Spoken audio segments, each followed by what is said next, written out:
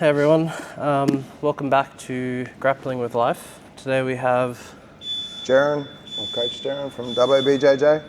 Awesome, thanks for joining me today. All good, man. Awesome. Can you tell me how you got into Jiu-Jitsu and what your kind of story is? Yep. So it's probably around 2013-ish. My cousin, he was right into the kickboxing, MMA, Jiu-Jitsu stuff. And for a long time he was, you got to come and try this, you got to come and do this. And I just kept putting it off.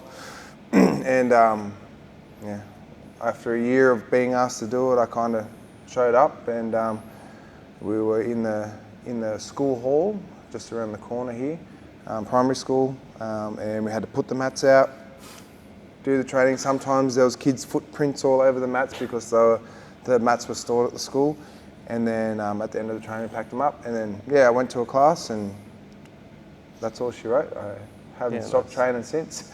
And then after a little bit there, the guy that ran it, Simon, shout out Simon, he negotiated a better space or a permanent spot at the RSL, so the RSL gym, and then we moved into there, brand new mats for the first time.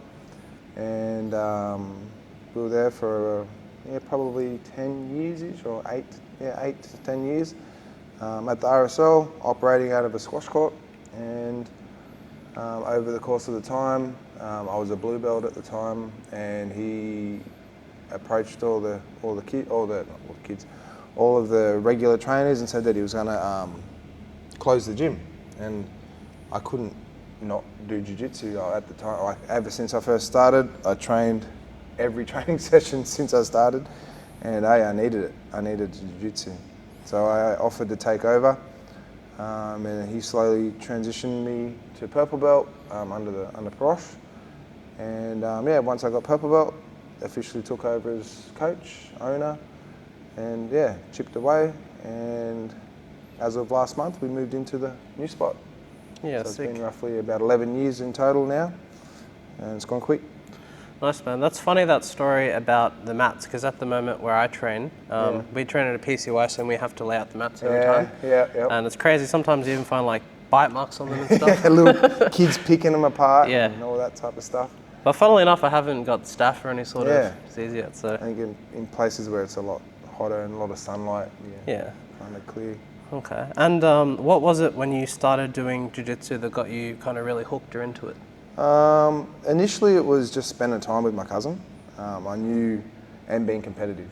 I knew I didn't like being pushed over, stuck on my back for 5-minute rounds straight, back to back to back, and especially not just my cousin, but the other guys there, Simon, old bloke, done what he wanted to me, and I was just looking at the roof the whole time. So that little bit of competition and competitive mindset drove me to want to keep pursuing getting better.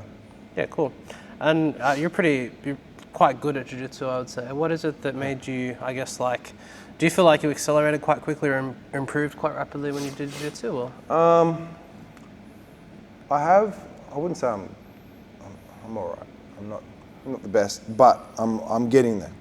I think being in this kind of unique situation where we're a little bit too far from Sydney, the only jiu-jitsu gym in town, it's sort of, I don't know, have you been to places before where all of the students rely on the coach to understand the moves?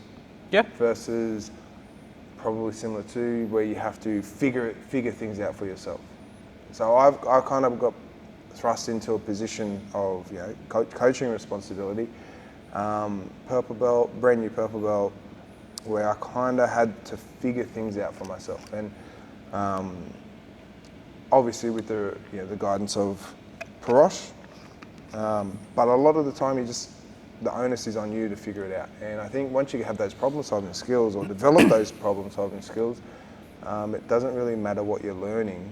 You kind of see it or learn to see the technique, the position, the drill, whatever it is the concept from multiple positions. And that helps you develop. And then from a coaching perspective, I try not to take that away from my students either. So a lot of the time they come to me with something, is this good, and like I will say, let's figure it out.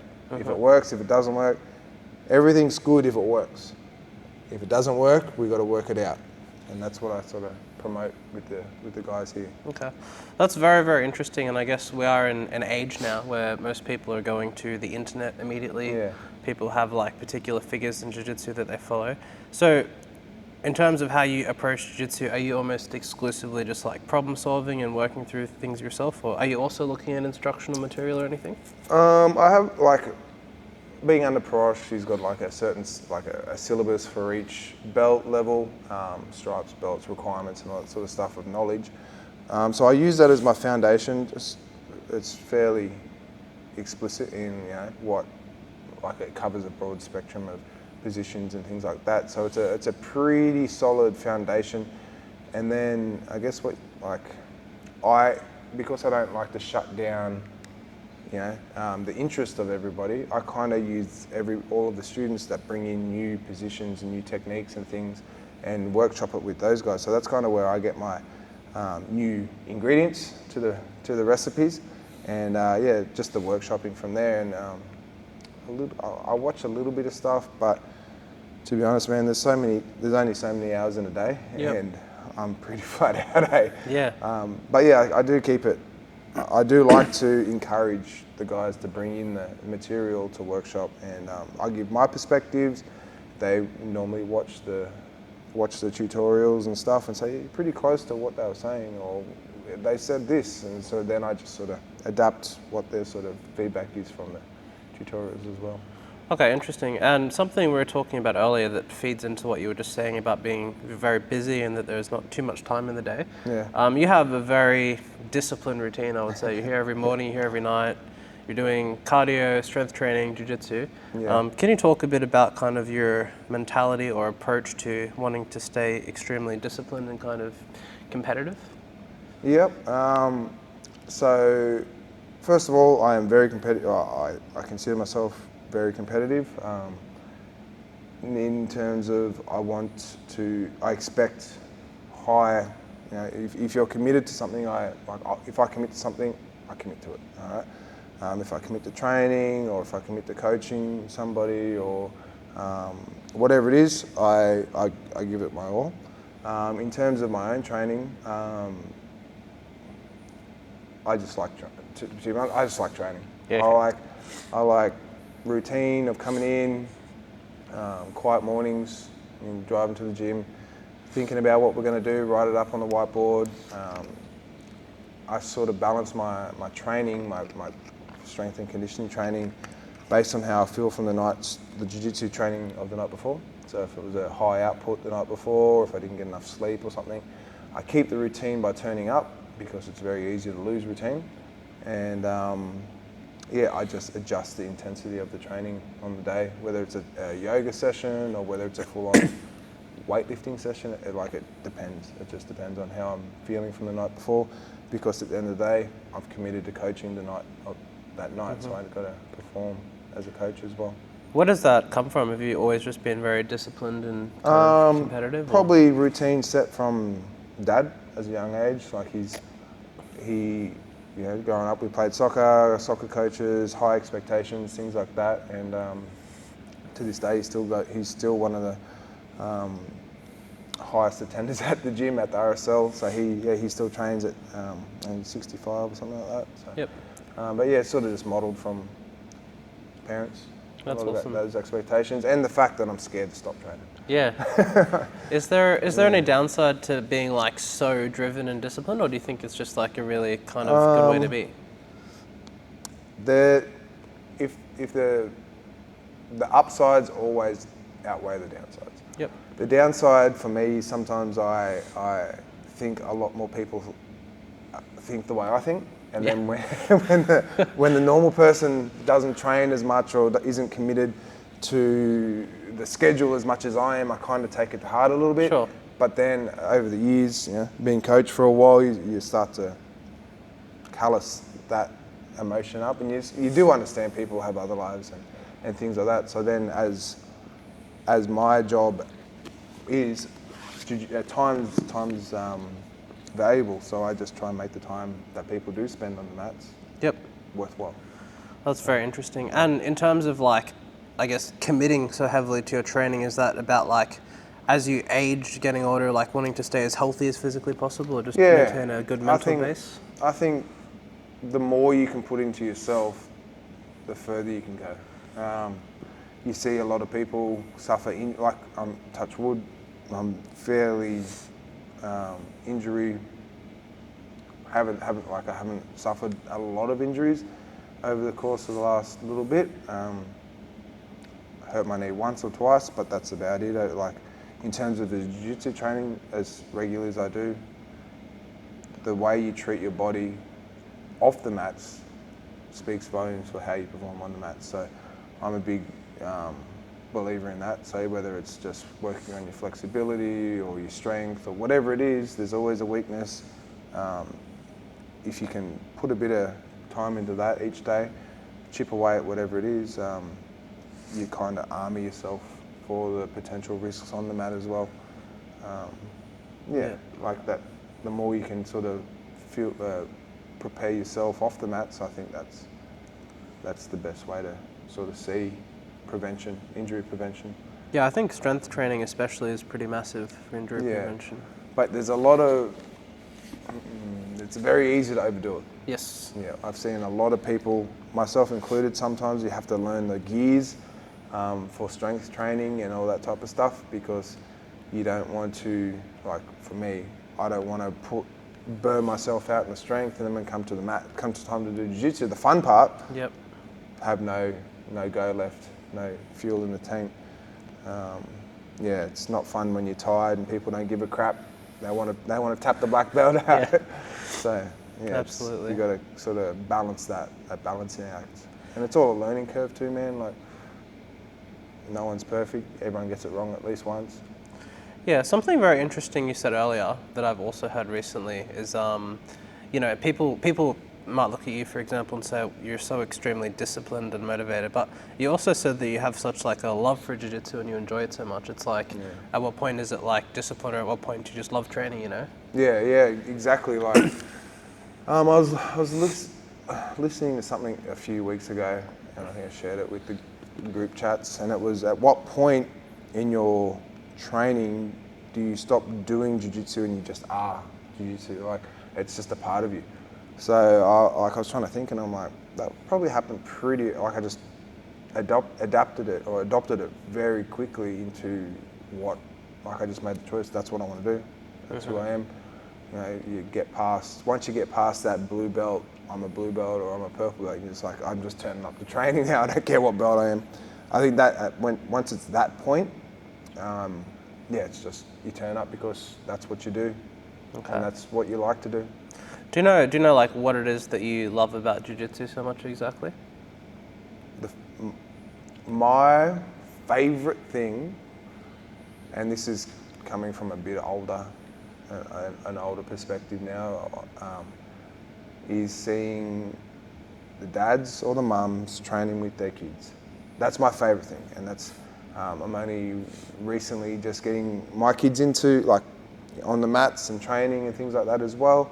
And it's the best part. Like winning all the medals wherever they are, it doesn't matter. It's what you spend all your time on the mats, and it's how you enjoy your time on the mats. That's a good thing. Okay. And that's what sort of keeps me coming back.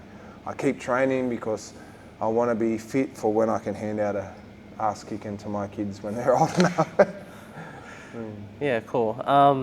And now that you have children and you're starting to coach them or train with them, how do you balance wanting to instill like that discipline and success with like also wanting to get them to have fun and just kind of hang out? Yeah, that's sorry I cut you off, but the balance of it, it's like I coach the kids class as well on a Wednesday afternoon. It's the most hectic hectic hour of the week for me, but it's the hour that I look forward to the most. I prepare for it. I'm here, like this morning I come in and I'm prepared have it all lined up, ready to go. And so the thing, like, if they're leaving with a smile on their face or they're laughing and having a bit of fun along the way, some people might see that as no discipline, but you can also look through the perspective that they're engaging and having fun at the same time. So you can have that balance of,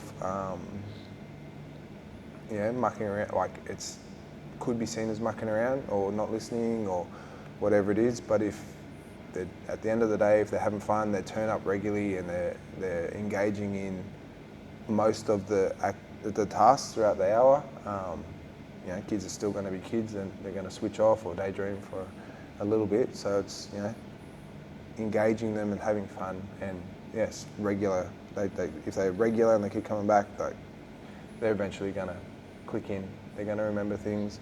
It's just you can't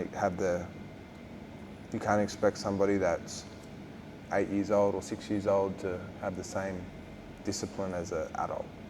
And that's the way I sort of see it.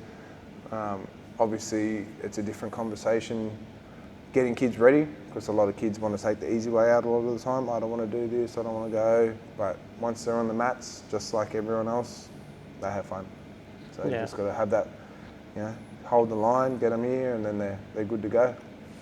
Nice, man. And I guess a question I have for you, because you talk a lot about, I guess, how jiu-jitsu maybe was a very positive influence in your life and it's kind of who you are. What values do you feel like you get out of jiu-jitsu in terms of like who you are as a person or how you've grown and developed? Just the way you see people. You see people differently, and you communicate to people differently, and the connections that you make with jiu-jitsu. Like, you would think people don't know each other around the state, the country, but once you sort of connect a few dots, you realise everyone knows everybody, and just those connections, I think, are important. Like you sort of develop through jiu-jitsu, and then my actual adult job is a school teacher. Yep. So I work at the local high school here, and just dealing with emotion from the teenagers and working through frustration with a lot of having the tools to work through or deal with their frustration, and just speaking through ways to see different lenses to deal with their pressure. The local high school that I work at is year 11 and 12, so a lot of pressure from the HSC, and just dealing with building strategies to cope with the stresses of just that is a big thing too. And when you say that you see people, do you mean that like when you do jiu-jitsu with someone or roll with them, you can see like their true nature? Is that what you're getting at, or? Yeah, you kind of see past the mask a little bit. You see how people, you start to see why people act a certain way. Are they sure about themselves? Are they loud because they want attention? Are they loud because they're not sure? Are they quiet because they don't want to be seen, or are they quiet because they just don't have? They're too tired from their training. You sort of start to see people, read their actions a little bit more, or their intent in what they're doing behind their initial face value. I think, you see so many people come through the doors, and you sort of start to see so many different types of people and how they carry themselves, and patterns do occur, especially the guys that stick out in jiu-jitsu. They kind of sort of gravitate around the same few patterns, and the ones that sort of don't. What patterns do you see? The guys, they come in hot and frustrated and want to train hard. You start to realise their body language is in a certain way. They're holding tension from their job or whatever it is, versus the guys that are here for the different reasons. That might be just they want that hour of their own time, without thinking. So you start to see how people carry themselves, and read how they carry themselves a bit better, based on how they're sort of acting, or what they do, and what they say, or what they don't say. And Damo this afternoon, before I go, can I clean the mats for you? Things like that. He seems very appreciative of just the environment, the community. And I'm willing to be a good good to be a part of it. Yeah, jiu-jitsu is pretty life-changing, I think. Yeah. Yeah. To say the least, it takes a special group of people to keep a club running, and it's a few long days, early mornings, late nights, but I wouldn't do it if I didn't enjoy the people that I'm doing it with. Yeah, I have to say that I loved the old gym as well, just like the decor and the space. It was sick. The samurai and I actually just freehanded all that stuff on the wall with Really? chalk. One school holidays, I was bored and just got the chalk out, and then once I got it the way I liked it, I just went to Bunnings and got some test paints and all up on the wall. Very, very cool. How have you found like transitioning to the new gym space and everything? Yeah, good. I think everyone knew we were bursting at the seams. I think they're appreciative of the efforts that it's taken to get this far. I got the keys on the Monday, and we ran our first class here on the Tuesday. Yep. So I moved all the mats that Monday night, got them all set up, and then slowly put the bits and pieces in. It's been a good transition. Appreciate the RSL for all they've done for us over the years, and it was just a lack of space. That was the only reason why we moved out of there. Yeah, cool. And I have more of a technical question for you now. Do you recall, like, when was the last time that you found yourself tapping, if you don't mind me asking? And how did that make you feel? Open day, bro. I'm just curious because you talk about how competitive you are. So. Yeah. A few weeks ago, we had our open day, and my cousin that got me into jiu-jitsu, he's brown belt. Anyway, he come down because he doesn't live in Dubbo anymore. He lives in the Central Coast, and he brought one of the black belts with him, Billy, and we had a roll in the gi, and one little mistake, bolo, took my back, and then bow and arrow choked me in front of everyone. And that's just that's the game, man. You just get caught. And the difference between getting tapped at blue belt or purple belt, you think it's life changing, but getting tapped at black belt with everyone watching, it doesn't matter. It just happens in slow motion because your brain registers the mistake quicker. You just can't do anything about it, and you're like, God, put my knee down on the mat, boloed.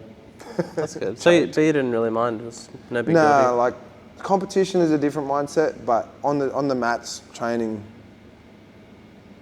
you play the game, it's going to happen. It's probably fun for you to be like tested as well. And the fun part for me is seeing all the students go, oh shit, it can happen to him too. So it's good. Yeah, nice, man. And like, what's your favorite kind of technical thing about jiu-jitsu at the moment in terms of like a sequence or a submission, or how your game has been playing out lately? Yeah, that's an interesting one. I just like getting on top. If I can't hit the takedown and I got to force the pull guard or whatever, it's pull guard, get the sweep, get on top. Yep. At all costs. And once you're on there, just heavy, make them, whatever the technique is. That for me, it's not so much a sequence, but reading the person and what they give you, and being ready to take what they give you in terms of opportunity for submission or progression to the next thing. So, very, very. I like putting myself in a position to hit the wrestle ups at the minute. Yep. As you found out tonight with that wrestle. But it's just working the timings on the wrestle ups and things like that, which is kind of where I'm focused at the minute. And then, getting on top, staying on top. Yeah. You have a very, obviously I'm very mediocre, so whatever you do would seem pretty good. But it seems like your guard game is pretty good as well. Like you're hitting a lot of butterfly sweeps. Yeah. Yep. Yep. Is that like a big part of your kind of secondary game, or? When I was in, the blue belt, purple belt, actually all of it really, like, you don't want to be caught with your pants down. So you always, I always start on the bottom, work the guard, because a lot of the guys here, that like there's a few a lot of big guys, but there's also a few teenagers and smaller people. So I like to take all the power and weight out of the game and try and be as technical as I can without, relying on weight or strength with the like the smaller people. So I try and play their fast guard game, which pays off because I'm developing a pretty alright guard. Yeah. But my biggest thing is don't die on one guard. Yeah. Like always work out when the next transition, the next guard has to take over. And it takes a bit of work to realise what steps you personally like to take. But yeah. What's just curious, what's your standing game like if you're competing, and what passes are you typically hitting? From standing? Yeah. Always trying to build pressure, hip pressure, and really it's depending on the person. If they're very flexible, pinning their limbs to their body, and a lot of outside passing. Really, that's sort of my game. Or I sit in my headquarters a bit more. Yep. In between those two. Okay. But I don't like to give too much space. Try and break them down from their seated guard to their back, and work from there. Yep. Any plans to compete moving forward, or pretty much retired now? Or? I'll never say retired. Yep. That's what Masters is for. But my biggest thing right now, my plan is build a community and develop, like, not so much, like I just want to develop jiu-jitsu in Dubbo, build that, provide more opportunities for quality people to come out and train. I don't know if you've seen the Carlos Machado. I have, yep. Yeah, so he's coming out in September, so that should be good. But yeah, just develop this as a hub and support the guys that are competing. And yeah, whether it's jiu-jitsu or MMA or whatever it is. So I've got a few guys on the MMA train as well that like to do that. So yeah, support those guys as much as I can. And just be there, develop, like get people in, aware of what we do here. And that's my biggest focus at the minute, and just maintaining a good vibe. Okay, people and laughing. Being like pretty advanced to jiu-jitsu and being in a relatively small town, does it ever, like, do you ever miss having like an array of other high-level training partners to really push you and test you, or is it you get used to it? Like, I wouldn't say there's very many easy rounds here anymore. I've got a couple of brown belts, a lot of purple belts, some blue belts and stuff like that. But the only real thing that I'm missing is the back-to-back black belt rounds, like for cardio and getting used to that pressure. The technical side of it, there's so many instructionals available these days. A lot of the guys are got the technical knowledge, they just don't have the reps with the reps yet, which polish them up. But I've sort of shifted my perspective on competition. I'd rather take the money I would invest in competition and invest it in a weekend away to train at certain gyms. Like I quite often go to Central Coast. That's where my cousin lives, Josh. I've just come back from Sydney. I had a black belt training weekend with Anthony Perosh. So he had all the black belts from all the affiliates, black and brown belts. Have a training day, and that was really good. Went for a good 4 hours or so, and got a lot out of that, just being in a room with just the black belts. Again, Central Coast, I've been to. I just find guys that have got a really. First of all, I just look at the approach, like their approach to how they train. If they're cool people to hang out with, that's where I sort of spend my time a lot more. So yeah, the jiu-jitsu scene up in the Central Coast is pretty good. They sort of share a few gyms around. They sort of go to each other's gyms a little bit, like House of Water. I don't know if you've ever been there. John and Brian, they're solid. They've got a good crew of people. That's where Billy, the guy that bowled me and choked me out. He sort of trains there and back and forth between Gracie Barra as well. So yeah, I kind of just go to those places and take the opportunities to roll with as many high-level people because there's a lot of them around there. Cool. Oh, that's awesome. Anything else you thought would be interesting to talk about today, or anything else you wanted to mention? From a coach, black belt perspective, it's always interesting when you coach people or have you ever heard, like forever, it's people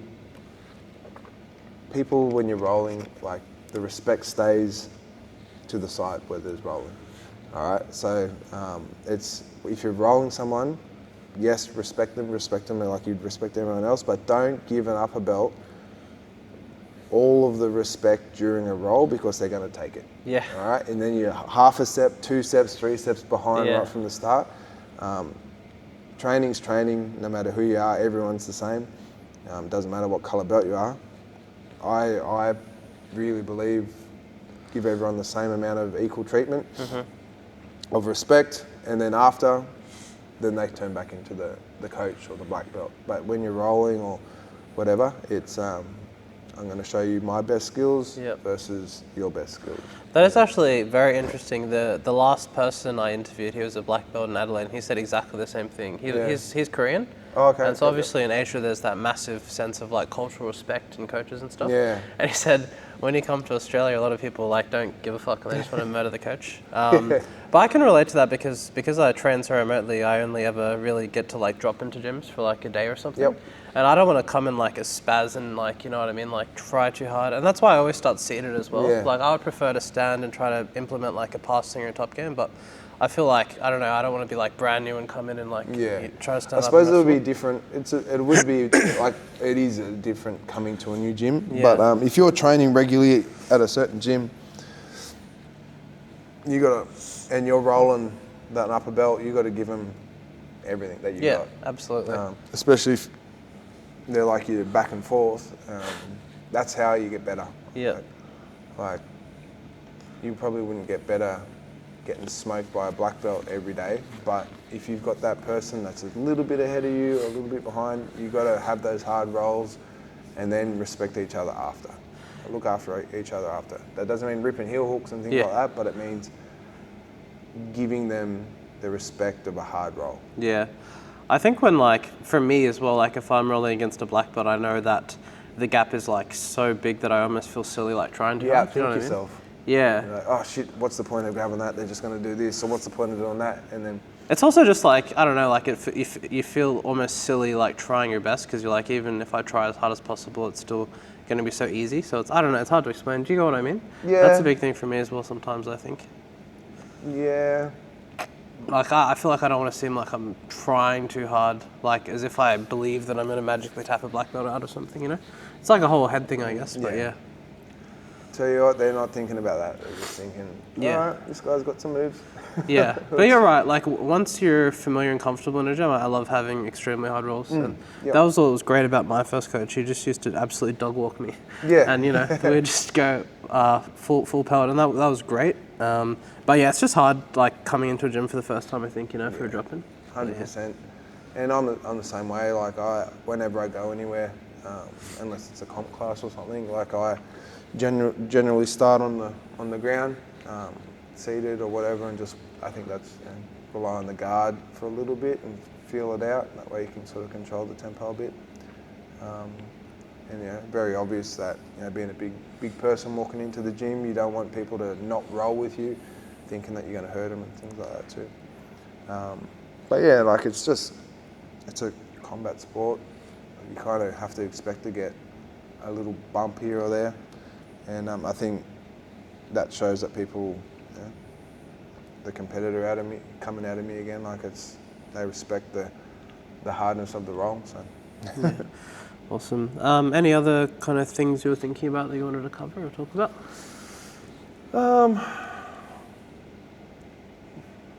Just train. Train, man. I can't tell. Like if you want to train and you've never trained before, just turn up. Like it's very confronting, but I guarantee everyone else on the mats had to do that. Yep. Just turn up once too. So everyone understands where you're coming from a new person's perspective. They're not sure what to do. They're not sure the warm-ups. Not sure how to tie the belt. Maybe not even own a gi. You know, Yep. just turn up.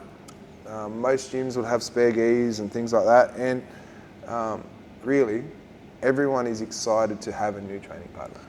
100%, yeah. Like it's a weird experience where everyone's just like happy to see a new person. They're Yeah. like, yes.